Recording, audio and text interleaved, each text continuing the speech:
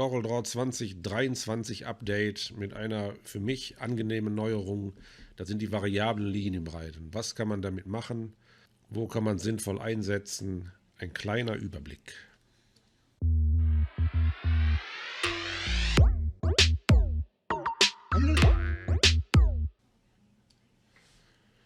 So, es gab ja schon immer die Möglichkeit, in CorelDRAW mit Linienarten zu spielen, indem man die Linie aufruft und hat dann in dem Tool für die Linienattribute die Möglichkeit gehabt, nicht nur die Dicke anzugeben oder die Anfang und Ende mit Rundung oder Schräge darzustellen, sondern man konnte auch durch Dehnen und Winkel die Form ändern, in der die Linie dargestellt wird, und hatte auch die Möglichkeit, die entsprechend zu verrunden. Was dann zur Folge hatte, wenn man eine vernünftig dicke Linie nimmt, ich mache hier mal eine 16 Punkt,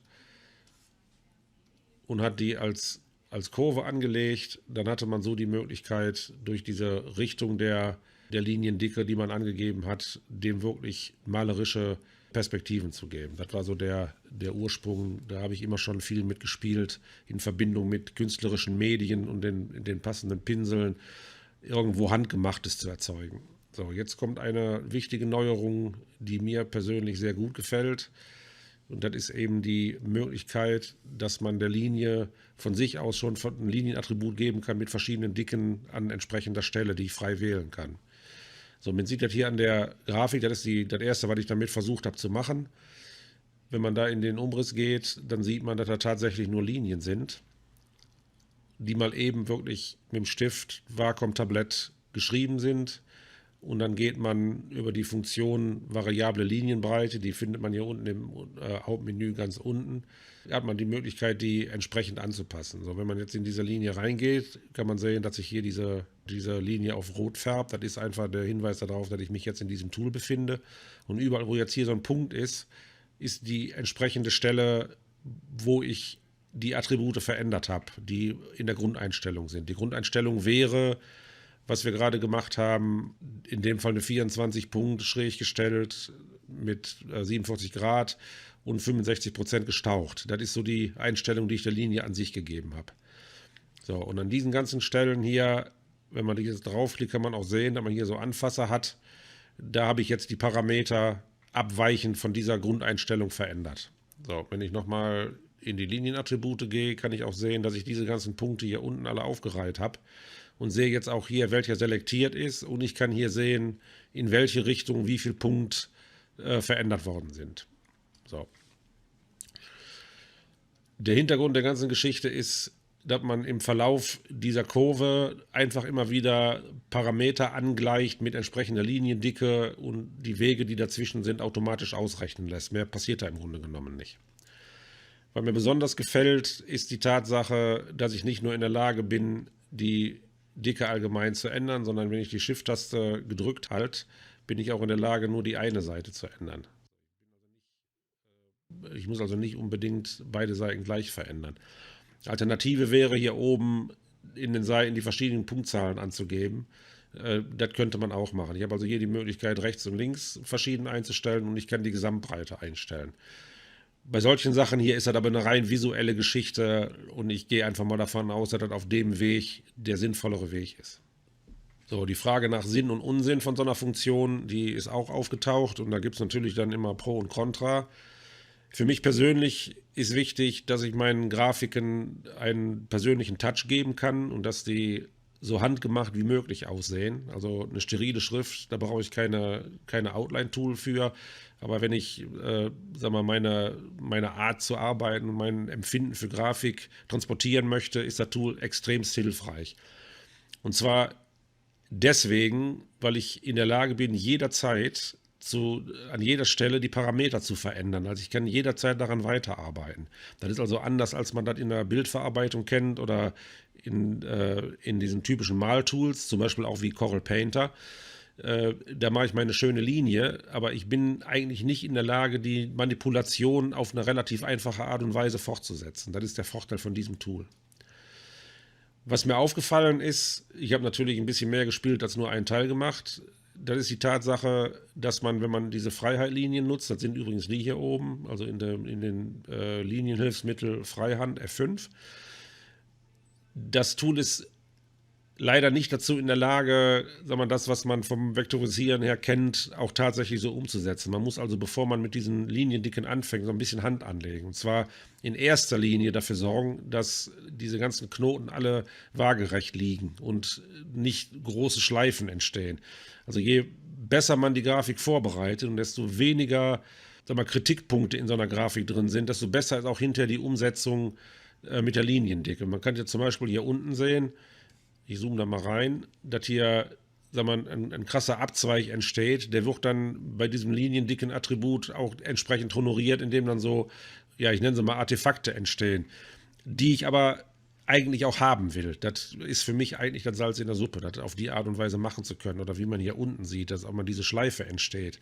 Ich kenne also im Moment kein Tool, wo das so ohne weiteres mit Bordmitteln möglich ist. So, weiter aufgefallen ist mir die Tatsache, dass man diese Linienattribute, ich gehe nochmal in dieses Tool rein, hier kann man das sehen, dass ich die entsprechend angelegt habe auf eine Linie. Weil aufgefallen ist, dass man die übergeben kann. Das heißt, ich bin nicht daran gebunden, dass man immer wieder alles neu macht, sondern ich kann mir tatsächlich ein paar Standardlinien anlegen, was ich auch hier gemacht habe, und kann die der nächsten Linie zuweisen, und zwar über die Bearbeiten, Eigenschaften, Kopieren von. Da wähle ich einfach Umrissfarbe, Umrissstift, sage dann okay und sage, ich möchte hier aus meiner Musterlinie das Teil übernehmen, und dann macht er das auch entsprechend. Das ist am Ende wahrscheinlich die Arbeitsweise, die ich mir angewöhnen werde, dass ich mir ein kleines Preset aufbaue mit diesen verschiedenen Linientypen und habe dann hinterher die Möglichkeit, durch das einfache Zuweisen damit ein bisschen zu spielen. So, ich kann ja hier nochmal einen anderen machen. So, schneller kann man also keine handgeschriebenen Zeichen oder sowas machen. So, das ist zum Beispiel eine Geschichte, die ich da wirklich geschrieben, ein paar Teile geändert und habe dann völlig anders anmutende Zeichen und Schriften. So, was aus sowas entstehen kann, das ist einfach diese Grafik von jetzt eben mit einem Raster im Hintergrund. Das sind dann alles so Sachen, wo ich dann mit CorelDRAW Bordmitteln weitergearbeitet habe, indem ich mir dieses Teil hier, was ich fertig haben möchte, rauskopiere und mit dem Weichzeichner arbeite, Pontilizer und was es da so alles gibt. Also das ist alles weiter frei anwendbar. Was man vielleicht im Hinterkopf haben sollte, wenn ich zum Beispiel die Effekte nutze und gebe der ganzen Geschichte eine Unschärfe, kann man alles wunderbar machen. So. Dann ist aber nichts mehr mit, ich kann zwar jetzt die Linie so noch verändern, aber die Möglichkeit, die Liniendicke zu verändern, die ist dann erledigt, die gibt es dann nicht mehr. Es ist leider auch so, dass wenn ich im Undock-Fenster Objekte, wenn ich das Undock-Fenster Objekte nehme, wo ja die Effekte dargestellt werden, die kann ich ja auch hier ausmachen. Selbst dann komme ich an diese Grafik nicht dran, solange der Effekt damit verknüpft ist. Also ich muss den tatsächlich komplett davon trennen, also den Effekt löschen. Es ist leider nicht anders möglich. Das ist schade eigentlich, weil das wäre noch eine Sache gewesen, um da wirklich noch weiterspielen zu können. Aber es geht mit Umwegen auch so. So, da ich ja aus der Werbetechnik komme, bringt mir das optisch erstmal nichts. Das ist zwar schön, dass ich das am Monitor habe und dass ich das vielleicht auch auf dem Digitaldruck ausgeben kann oder anderweitig. Für mich ist aber entscheidend, dass ich aus so einer Grafik hinterher tatsächlich was machen kann, was über die Fräse, Laser, Schneideplot oder wie auch immer läuft. Und da ist natürlich sehr positiv, dass die Möglichkeit, die Objekte oder die Umrissdaten in ein Objekt umzuwandeln, möglich ist. Also das funktioniert genauso, wie man das so auch von den Linien her kennt. Und wenn man hier dann in die Voransicht geht, kann man jetzt sehen, dass er jetzt aus den Linienattributen, die ich angegeben habe, tatsächliche Außenkonturen zaubert. Ein bisschen hakt die ganze Geschichte noch, muss man einfach sagen, weil immer diese Artefakte hier entstehen. Das liegt einfach daran, dass kann man auch hier in der Ecke sehen, dass man das einfach mit den Attributen, ich sag mal, ein bisschen übertrieben hat. Eigentlich durfte das nicht passieren, aber das ist nun mal so. Aber solche Sachen, die lösche ich dann einfach raus und dann funktioniert das auch so. So, am Ende ist entscheidend, dass ich auf relativ simplem Wege eine fertige Grafik erzeuge, die ich dann auch entsprechend ausgeben kann. So, soweit die Arbeiten mit variablen Liniendicken. Ich denke mal, da werde ich noch einiges mitmachen und bestimmt auch das ein oder andere noch in Video verpacken. In diesem Sinne.